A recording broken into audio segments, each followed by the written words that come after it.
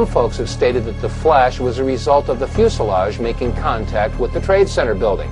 But as you can see, the flash is indeed to the right of the fuselage, and in fact, as the fuselage makes contact with the World Trade Tower, you can see a reflection of the flash in the fuselage, which further supports the contention that these are two separate events.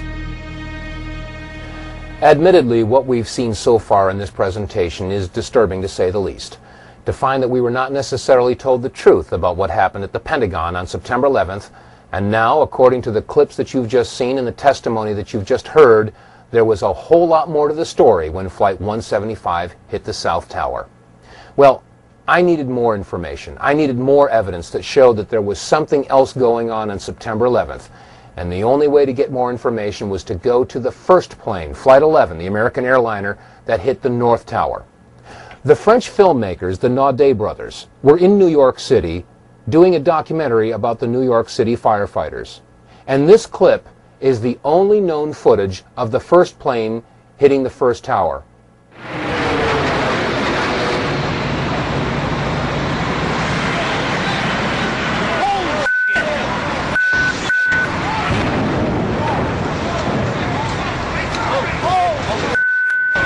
Let's take another look at this video clip, this time in slow motion. You'll notice that as the plane approaches the tower, first of all, we're too far away to get a clear shot in any detail of the plane. So therefore, it's hard to make out whether or not there was anything attached to the bottom of this plane, as was the case with Flight 175. However, there is another similarity. Just as the plane makes impact, there is a flash. Let's look at it again, and keep in mind that as we watch this plane make impact, this flash occurs just before the plane crashes into the North Tower. This time, as we watch this clip, note the shadow rising from the lower right of the Trade Center tower, and keep in mind that the shadow won't reach the impact point before the plane and vice versa. This is very important because the flash occurs before the shadow and the plane meet. This time, let's look at this clip in reverse. You'll notice that as the plane slowly backs out of the North Tower, it is clear of the tower, and then the flash occurs, indicating that the flash occurred before the plane made impact on the North Tower. One more time, this video clip showing the flash as the plane hit the North Tower.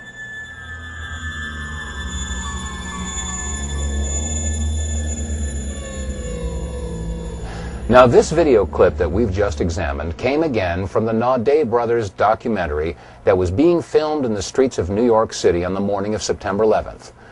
This documentary about the New York City firefighters was going to be assembled at a later date, and it was not televised. In fact, there was no live coverage at all of Flight 11 as it hit the North Tower. After all, it was a surprise attack. So if there was no live television coverage of the first plane hitting the first tower, how do we explain the following comment from George Walker Bush? What was the first thing that went through your head when you heard that a plane crashed into the first? Well, I was sitting in a schoolhouse in Florida. I'd gone down to tell my little brother what to do, and you can go ahead and sit down. Just kidding, Jeb. And it's the mother in me. Anyway, I was sitting there, and my chief of staff, well, first of all, when we walked in the classroom, I had seen this plane fly into the first building. There was a TV set on, and you know, I thought it was pilot error.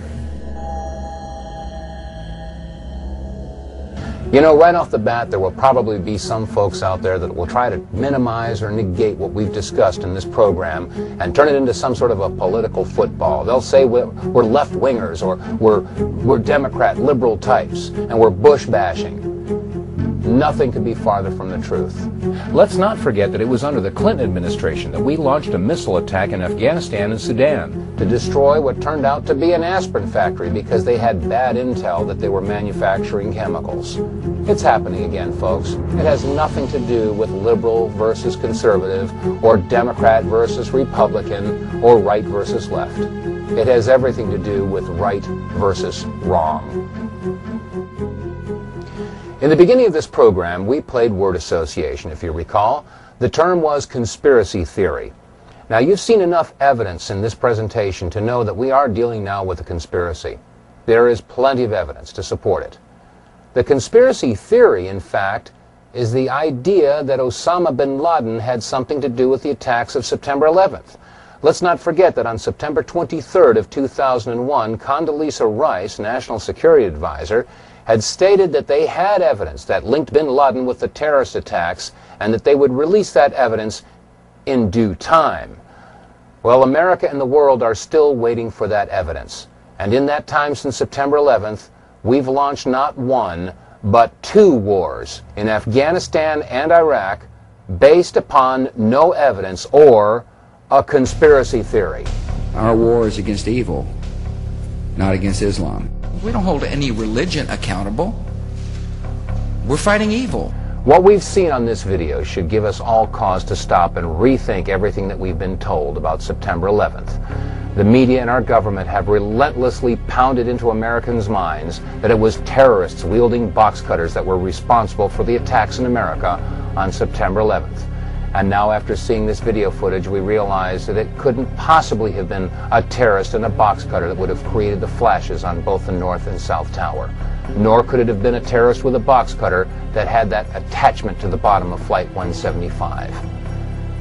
There is one truth that's come out of this, though, and that is that there is a war on freedom.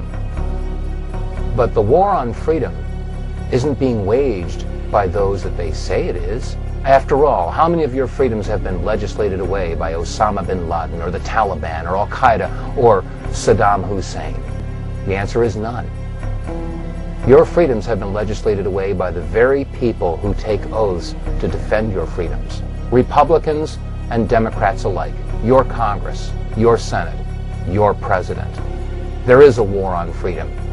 And now, thanks to the Homeland Security Bill, the Patriot Act, the Terrorist Bill, the Model States Emergency Health Powers Act, we have thumb scanners and retina scans and face recognition, metal detectors.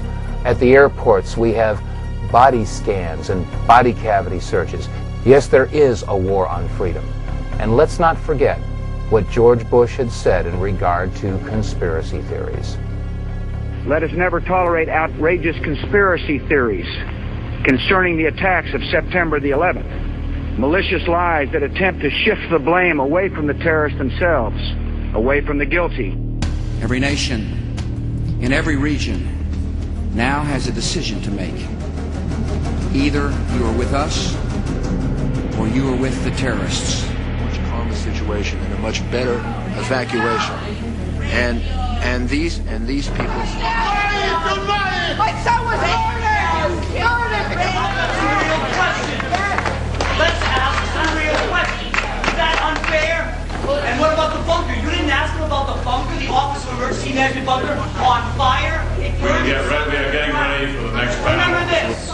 Your government funded and trained Al-Qaeda. Repeat it again. Your government funded and trained Al-Qaeda. And now I ask all of America and the people of the world, where's your line in the sand?